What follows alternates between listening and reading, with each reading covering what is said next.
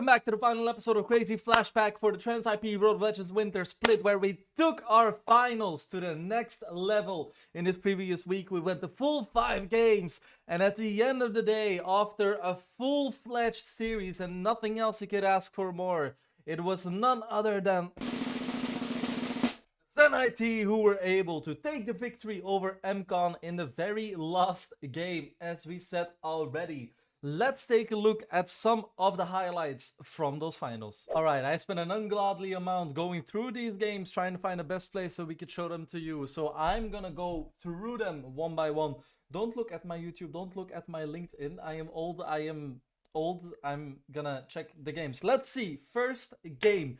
We had TransIP versus MCon, of course, in all 5 games. We're gonna be taking a look at this highlight. I'm gonna be honest, I forgot it already, so I'll talk you guys through TC Public Execution BV, beschikbaar voor Zero. Flash wordt gechanneld door Marty, die is helemaal in zijn eentje. Maar de Cyclone pusht daar. We're gonna go back a little bit. So what's the game state here? TransIP wants to play it for the Void Grubs, but they have an insane scaling team.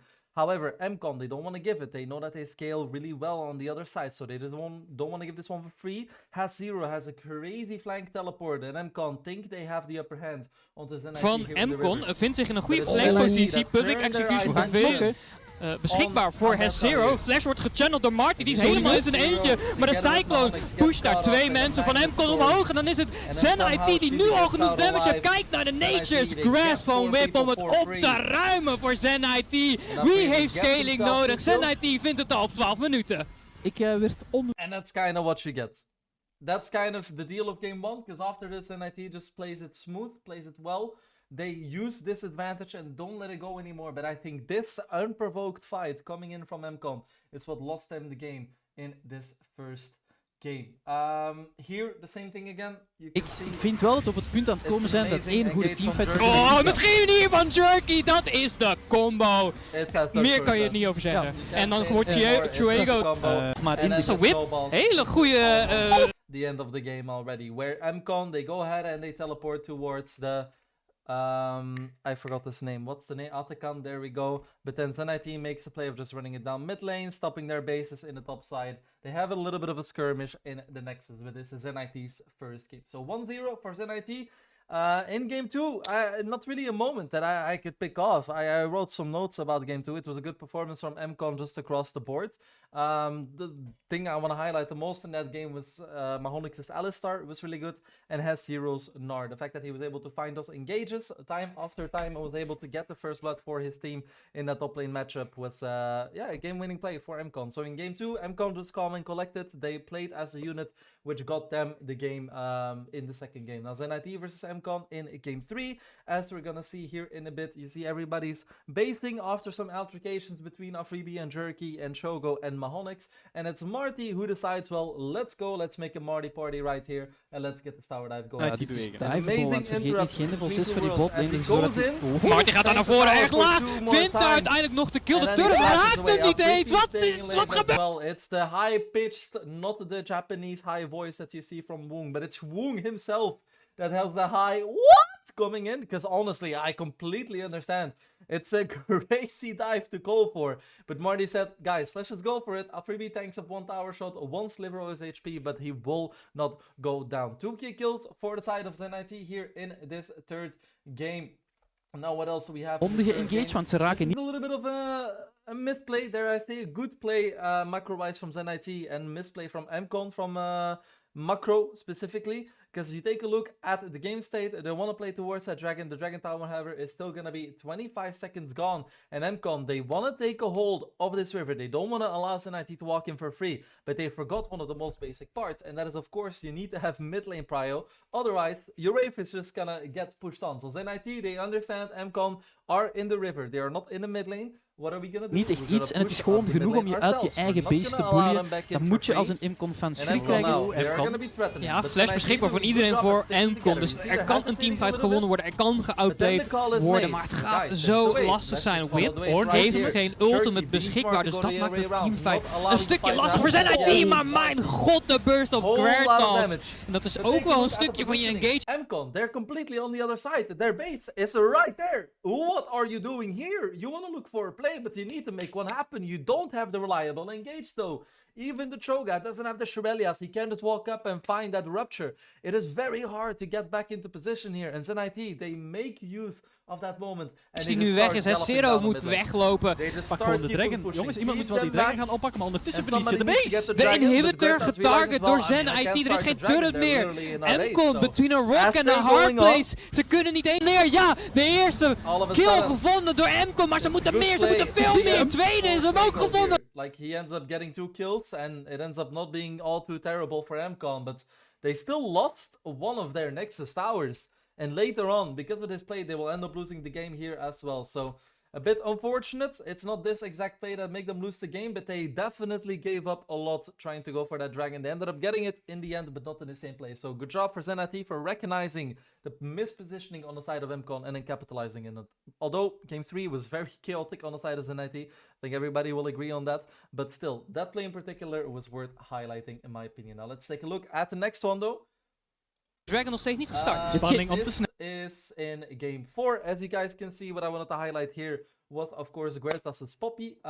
His ultimate here, hard saving Zero, who had an amazing game so far on this Xante. He was playing really well into the Olaf counter pick. I think he found 2 solo kills as well. Then Shrogo Jin, also great performance on his side.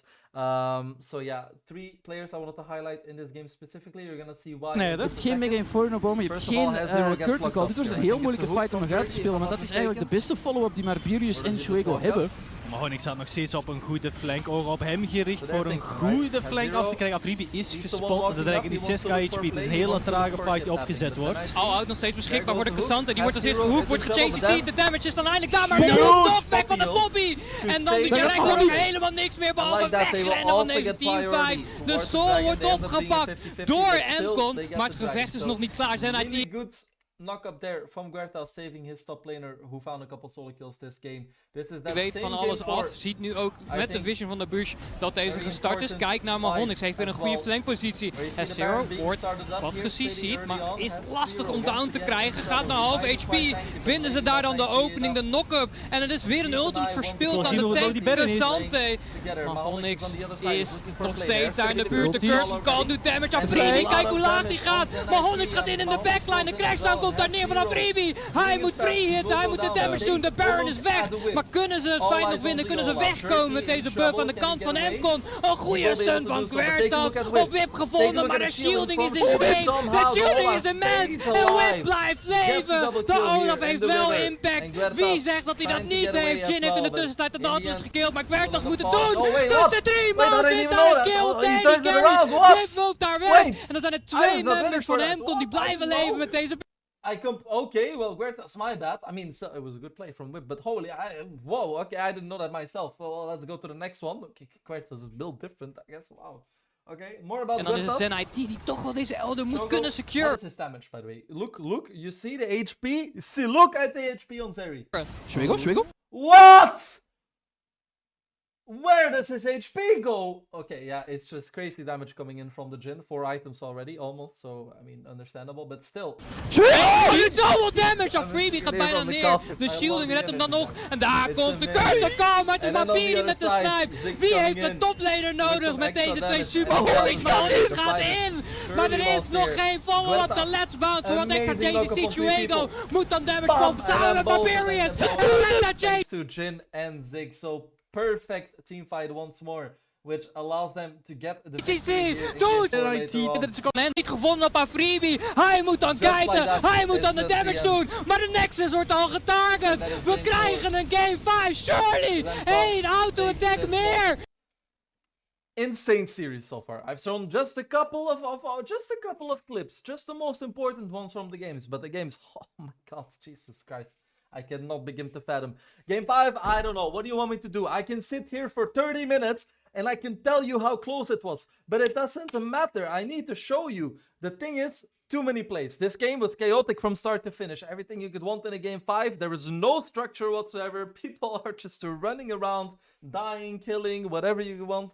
Very chaotic. However, This fight is the one that ends it all. This is the one that We gaan flippen, jongens. our champion. 5 tegen 5, Baron start. Dit is Let's toch go. geen Benelux Baron, Mahonix Hoe low is zoekt de alweer Baron? voor een Hoe low engage. is de Baron? Jerky is gevonden, knock-up, maar dan is het Mahonix die gechanged En Mahonix CC'd goes down, wordt. but De Afridi quickness is in houdt hem trouble niet as lang well. genoeg in Taking leven. Kijk naar coming Afridi! in. Afridi It's is not neer, zero, maar but Afridi Chuego goes is de down. target Chuego van cannot hit Zen IT. anymore. En die wordt dan Marty ook is still gevonden, maar alive. Perius Het is doet een nog mid-2 geen with all damage. damage Het is dealers een mid-2. Zen IT being kan down misschien wel on the voor een side of einde zoeken. MCON. En zo snel kan... Is daar wel weggehaald, maar Span snel genoeg. Gestart maar het verstaan. Benelux Team Fight Masters maken het waar en vinden zichzelf een weg naar IMA Masters. En wat een Series serie. champions, and we can let it be on this screen because what a performance from both teams. Honestly, what a finals it was, with Fearless as well, which was very exciting to see. A lot of these different champion picks, a lot of these different skills coming upwards, champion oceans being rewarded.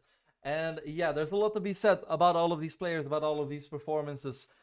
A lot was said on the broadcast as well, so I can only urge you to go back and watch the entire thing if you haven't already, because it is definitely a roller coaster from start to finish. Also, the way that all the casters and the host were touching on some of these subjects with experience, with coming in with pressure, etc. It was really nice to see and really insightful from them, so I want to thank those people as well. And that was the end of the winter split. As you just saw, Zen IT taking it to game 5 against MCON, and they're able to close it out for the first time in recent history. It's a French-speaking org in the Benelux that was able to take the crown, and they're going to represent the ZEMEA Masters for the winter split. We're very excited to see what they're going to be meaning for the Benelux region. I'm sure it's going to be one hell of a good showing, maybe even an historical one with the team they have produced for themselves. The amount of team fighting, prowess, and all in all energy that Zen IT brings to the table is always super fun to watch. So make sure you tune in for EMEA Masters. Follow the socials, not only from Senshi, but also from Road of Legends, the TransIP Road of Legends. And then we'll see you guys maybe in EMEA Masters or next split. We'll see. Thank you guys for watching and enjoy the rest of your week. Bye guys!